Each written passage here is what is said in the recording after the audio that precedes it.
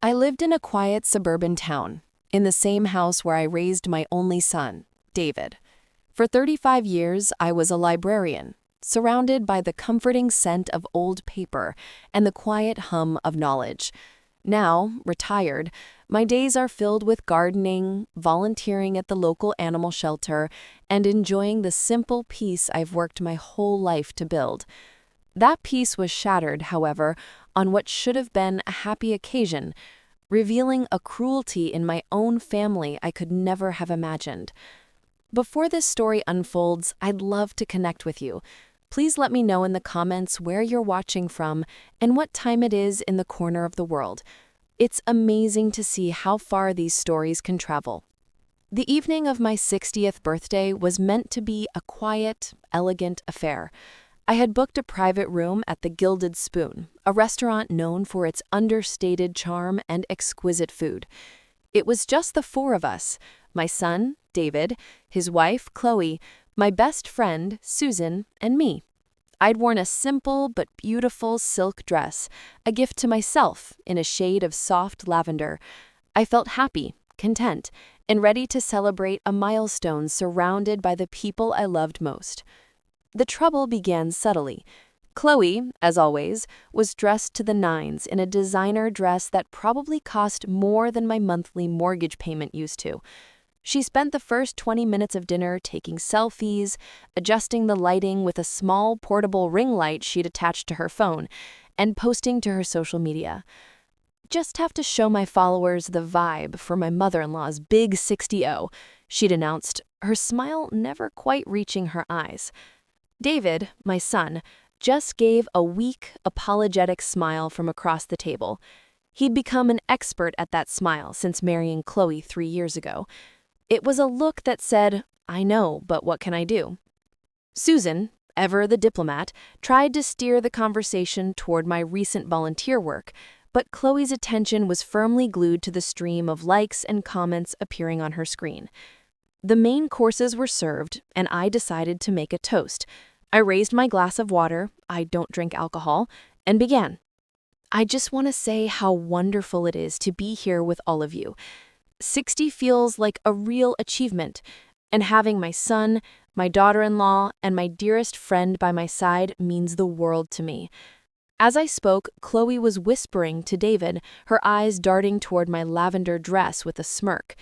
David shushed her, looking embarrassed. I tried to ignore it, finishing my toast with a smile, though a knot of unease was tightening in my stomach. The real explosion happened when the waiter brought out the cake. It was a lovely lemon and elderflower cake, my favorite. As everyone sang happy birthday, I felt a genuine moment of joy, a brief reprieve from the tension Chloe had woven into the evening. I made a wish for health and happiness for my family, and blew out the candles.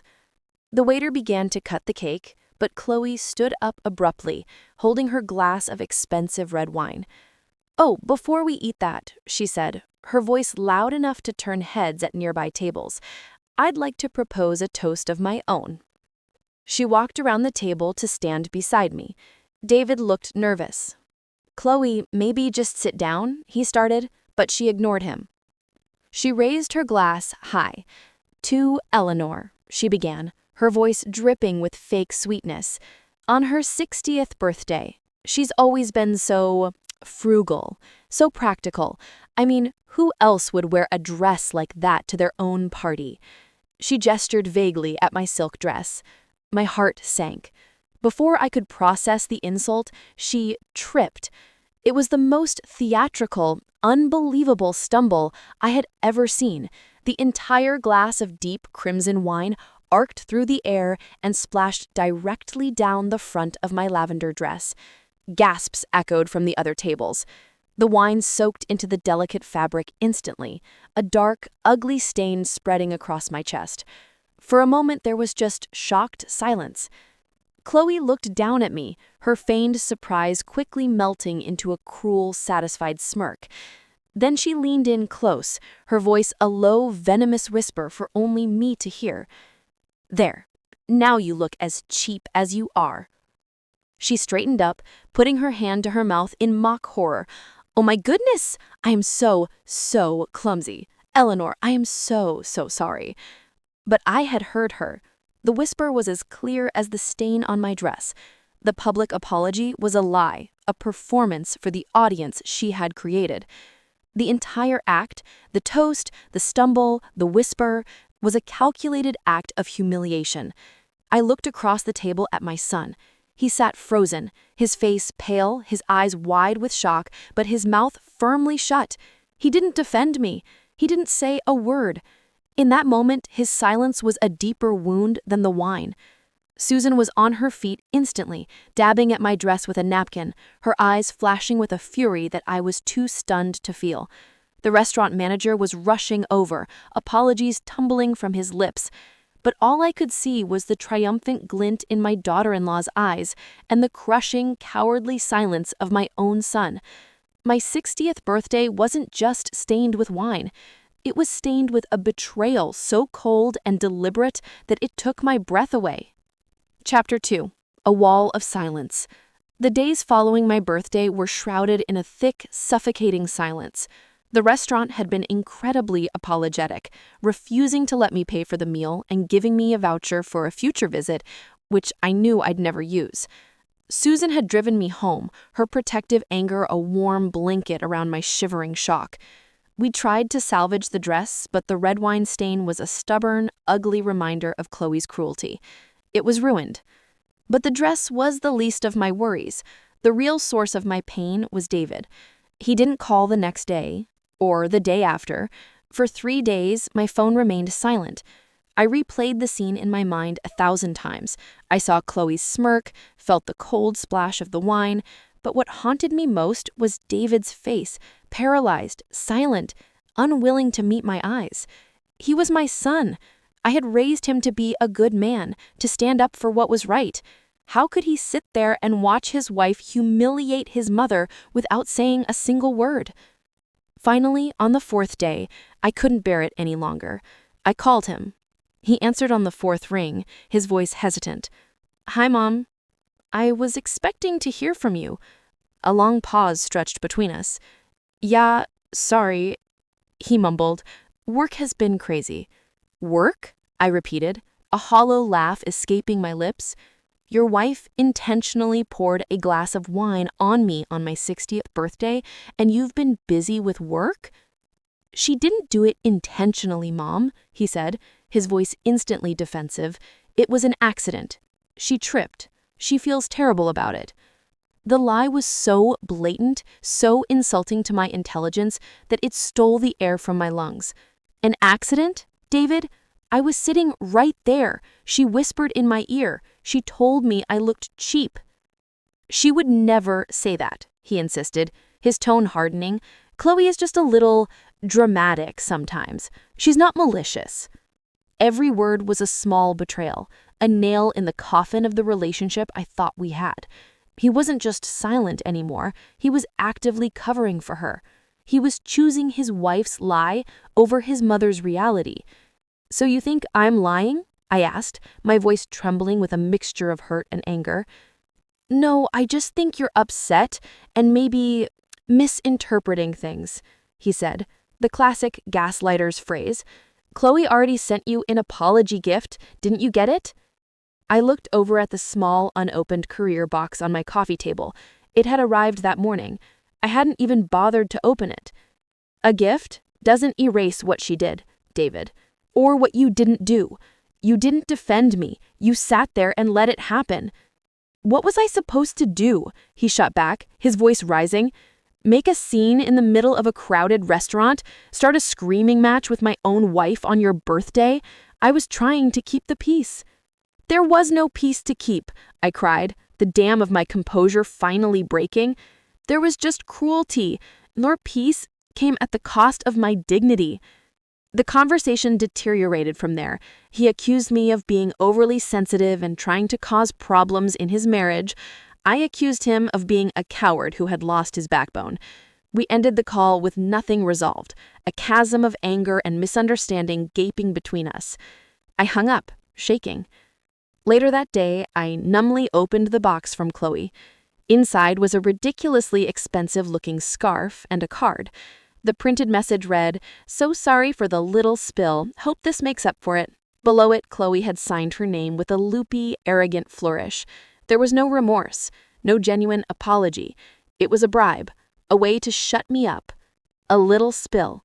The dismissiveness of it was breathtaking. That's when I called Susan. I told her everything, the phone call with David, the apology gift. I listened. She listened patiently, her silence a comforting presence on the other end of the line. "He's chosen a side, Elle," she said softly when I had finished. "And it's not yours." "But why?" I whispered, tears finally blurring my vision. "Why would she do this? I have never been anything but kind to her." "Some people just enjoy having power over others," Susan said, her voice grim. "She wanted to show you, and more importantly, show David, who is in charge." Staring at the bank statements, the neat columns of numbers blurred into a testament of profound betrayal. Each withdrawal, each purchase was a stab in the back.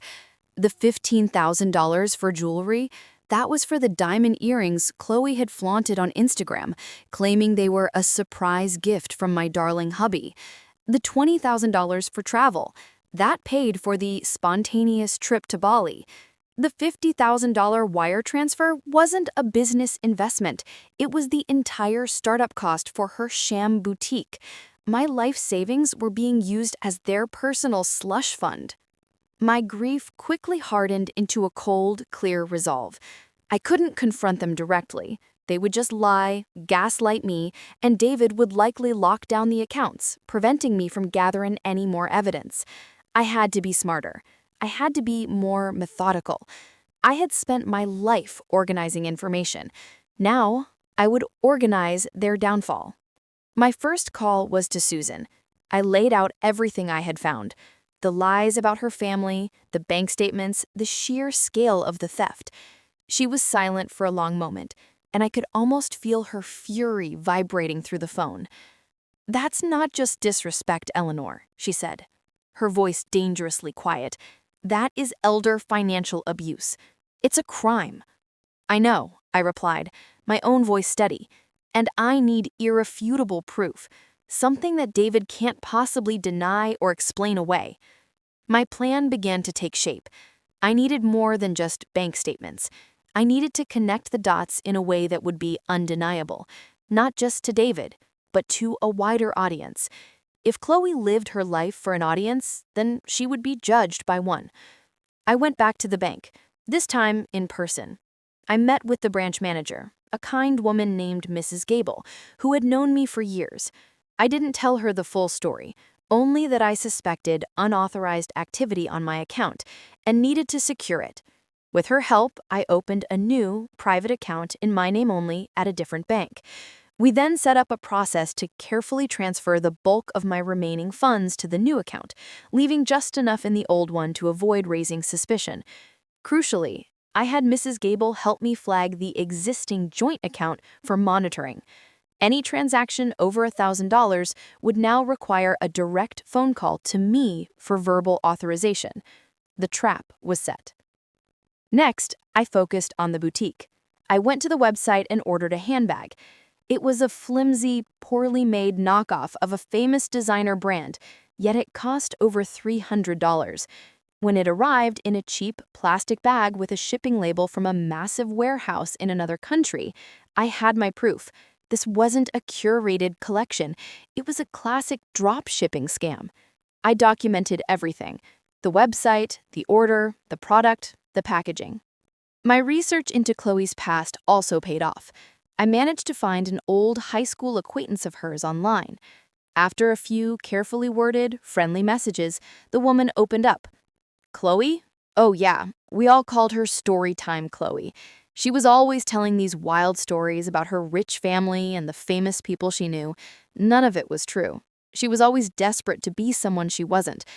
This was confirmation of her lifelong pattern of deception. The final piece of the puzzle was David.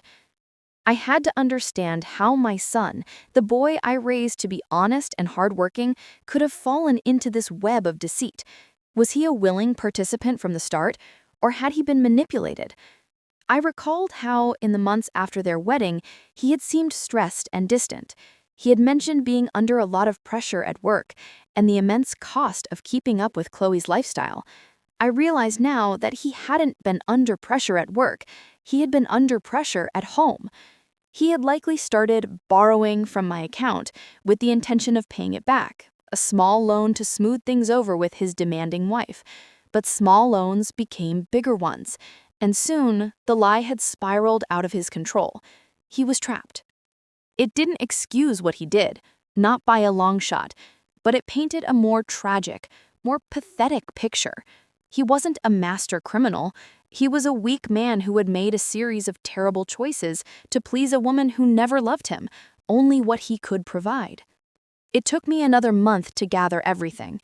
I had a file box that contained copies of the bank statements with the fraudulent charges highlighted, a printout of Chloe's fake family history next to the real public records, photos of the shoddy product from her boutique, and a timeline connecting her lavish Instagram posts to the dates the money disappeared from my account. I was sitting in my living room, looking at the box of evidence, when my phone rang. It was David. His voice was strained, panicked. "Mom, something's wrong with the account," he said, his words rushed. "I was trying to pay for a new camera for her work, and the payment was declined. They said they needed your verbal authorization." I took a slow, deep breath. The moment had come. "Yes," I said, my voice calm and cool. "Why?" he demanded. "Why would you do that? You've never done that before." "I've made some changes to my banking, David. We need to talk. In person. The three of us." "What is this about?" he asked, a note of fear creeping into his voice. "It's about my birthday, David. And it's about my life savings." I let the words hang in the air, a silent, damning accusation. The silence on his end was deafening. He knew. He knew that I knew. The game was up. Chapter 5. The Perfect Occasion. We agreed to meet at my house. David tried to suggest a neutral location, a coffee shop, but I was firm. "No, David.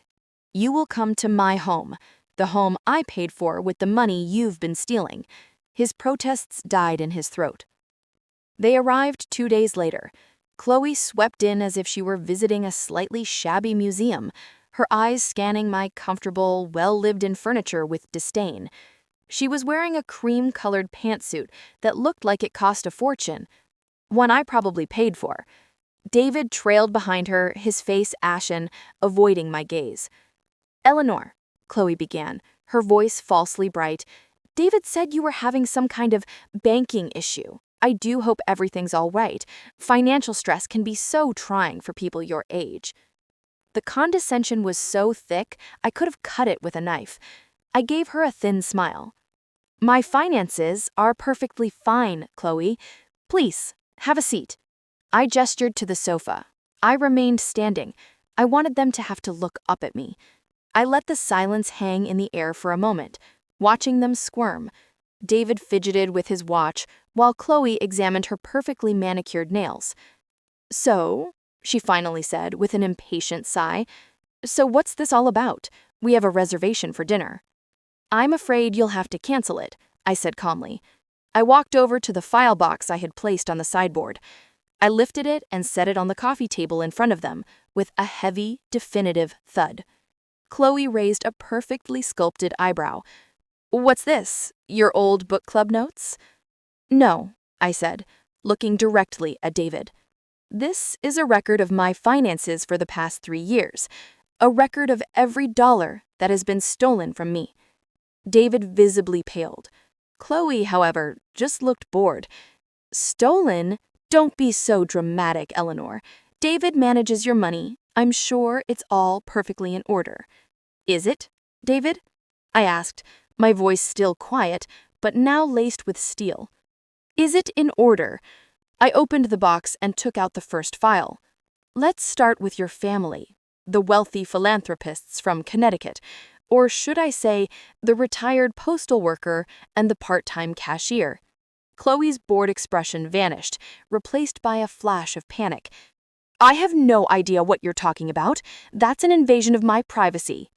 Your entire life is a public performance. I just read the program notes. I then pulled out the bank statements, pages and pages of them, with the fraudulent charges highlighted in bright yellow. I laid them out one by one. $15,000 for earrings, $20,000 for a vacation, $50,000 to start a business that sells cheap plastic knockoffs. I added the photos of the handbag I had ordered to the pile. All of it, my money. Chloe stared at the evidence, her mouth opening and closing like a fish. She looked at David, her eyes wide with fury. You told me you handled it. You told me she'd never know. David finally broke. He buried his face in his hands. I was going to pay it back, he mumbled into his palms. She needed it. There was so much pressure. Pressure? I asked, my voice rising. You felt pressured, so you stole from your own mother? You let your wife humiliate me? You lied to my face, all while you were bleeding my retirement account dry? The money your father and I worked our entire lives for? I love her, Mom, he whispered, his voice cracking. No, I said, my voice dropping back to a cold, hard tone. You don't love her. You're terrified of her. You've been propping up this fantasy she's built, and you used my life savings as the foundation. Chloe, seeing David crumble, found her voice again, lashing out. You're just a bitter old woman. You're jealous of me, jealous of my success, of my life. Your success? I laughed, a real humorless laugh. You are a fraud, Chloe, and your life is a stage set that I've been unwillingly paying for.